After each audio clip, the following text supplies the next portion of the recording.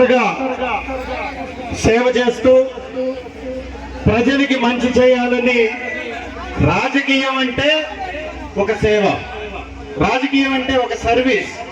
చంద్రబాబు నాయుడు లాగా ఇది ఒక మాయా జూదం, మాయల పకీరు వేషం కాదు. మంచి చెయ్యడమే ఉద్దేశమని అన్న డాక్టర్ గా ఉంటూ ప్రజలకి సేవ చేయడానికి రాజకీయాల్లోకి వచ్చి ఒక ఉత్తమమైనటువంటి నాయకుడిగా, నాయకుడు అంటే ఇలా ఉండాలి అనే విధంగా ఎక్కడా కూడా చిన్న మచ్చ లేకుండా రాజకీయం చేస్తూ మరొకసారి 3.0కి సిద్ధంగా ఉన్నటువంటి గోపిరెడ్డి అన్నది చూస్తే నాకు చాలా గర్వంగా ఉంటుంది. వారి అడుగు జాడల్లోనే నడవాలనే ఆశగా కూడా ఉంటుంది. వస్తున్నప్పుడు అడిగాను, అన్న ఏందన్నా ఈ ముగ్గురు ముత్తైదువుల ఈ ప్రభ వెలవెలబోతుంది ఏందన్నా అని అడిగా. ఏముందన్నా ఇక్కడ ఈ నియోజకవర్గంలో అలాగే ఈ యొక్క జిల్లాలో కూడా రొంపి చెర్ల అంటే ఒక బ్రాండ్, అది జగనన్న బ్రాండ్ అని ఇక్కడికి వచ్చి చూస్తే నిజమే కదా. అక్కడ కాకుల్ని ఈగల్ని తోలుకుంటున్నారు, అక్కడ సభ దగ్గర కాకుల్ని ఈగల్ని ఇంకా ఏమన్నా ఉంటే ఆ ఊర్లో ఉన్న మేకల్ని తోలుకున్నట్టుంది తప్ప మనుషులు ఎక్కడా కనపడలా.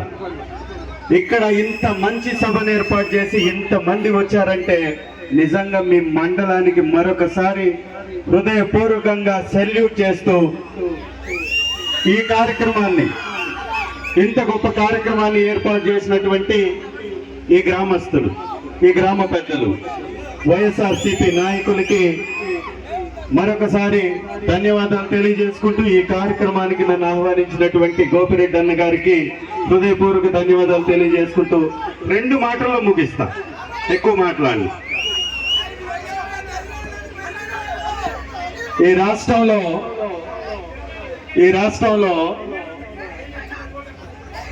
అధికారంలోకి వచ్చింది ఒక్కసారి. ఎన్నిసార్లు అధికారంలోకి వచ్చింది?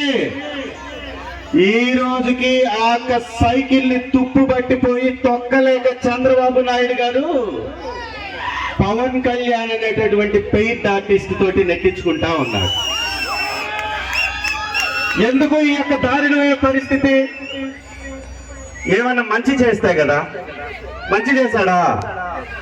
మోసం తప్ప మంచి చేయడం తెలిగినటువంటి నాయకుడు చంద్రబాబు నాయుడు గారు. మంచి మాత్రమే తప్ప మోసం తెలియనటువంటి నాయకుడు జగన్మోహన్ రెడ్డి గారు. కాబట్టి ఒక్కసారి అధికారంలోకి వచ్చిన ఒక బ్రాండ్ క్రియేట్ చేశాడు. 2 సంవత్సరాల్లోనే ఈ కూటమి పరిపాలనకి విసిగెత్తిపోయారు ప్రజలు. పండించిన పంటకి మద్దతు ధర లేదు, చదివే బిడ్డను ఆదుకునే ఫీజు రియంబర్స్మెంట్ లేదు, పండించిన ధాన్యం కొనేటటువంటి మద్దతు ధర లేదు, చదివే బడికి కేటాయింపులు లేవు, కొలిచే గుడికి భద్రత లేదు. గుడిలో కూడా మరణాలు 7-8 మంది ఒక్కొక్కసారి చనిపోతున్నటువంటి ఘటనలో. ఎందుకు ఈ దద్దమ్మలు పరిపాలించాలి? ఇంకా ఏమి చేతగానప్పుడు ఎందుకు పరిపాలించాలి? ప్రజల్ని మోసం చేస్తూ పదే అధికారంలోకి వచ్చినటువంటి చంద్రబాబు నాయుడు గారి మోసానికి మరొకసారి మనం బలైపోయాం. 2 సంవత్సరాల్లో ఒక్క పథకాన్ని ఇచ్చాడా? ఒక్క మంచి చేశాడా? ఒక్క ఉద్యోగం ఇచ్చాడా? ఒక్కరిని ఆదుకున్నాడా? ఒక్క ఆరోగ్యశ్రీ డబ్బు రిలీజ్ చేశాడా? ఒక్కరికి చికిత్స జరిగిందా? ఒక్క హాస్పిటల్ కట్టాడా? ఒక ఇంటి పట్టా ఇచ్చాడా? ఒక ఇంటి నిర్మాణం చేశాడా? మరి ఏం చేశాడు?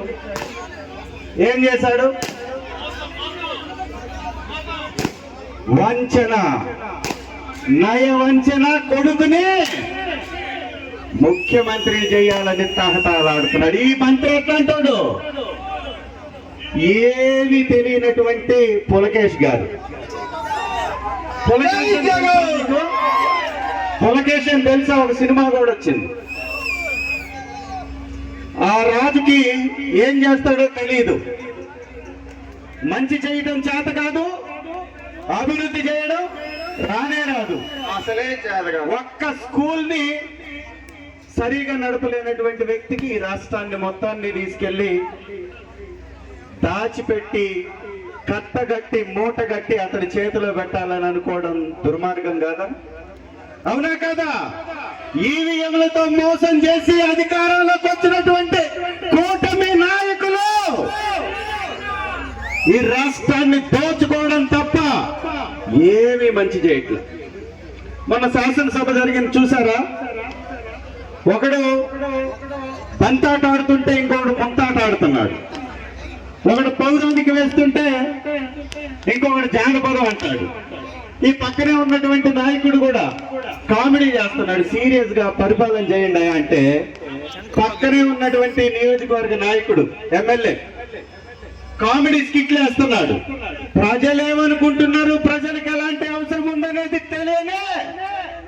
తెలియనటువంటి నాయకత్వం ఒకవైపు. అందుకే ఈరోజు మనకి ఉగాది.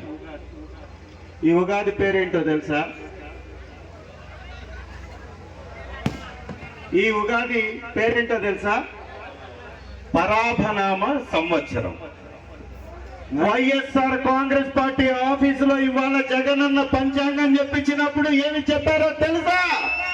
ఈ కూటమి ప్రభుత్వానికి పరాభవం తప్పదు, ప్రతిపక్షానికి విజయంతో ముందుకు వస్తామని చెప్పేసి ఈ సంవత్సరం చెప్పారు. అందుకే మొట్టమొదటి రోజే ఈ జిల్లా అధ్యక్షుడు అయినటువంటి పిన్నెల్లి రామకృష్ణారెడ్డి అన్న రిలీజ్ అవ్వడం. ఇక ఇక్కడ నుంచి ఈ జిల్లాలో రాజకీయం ఇంకా రప్ప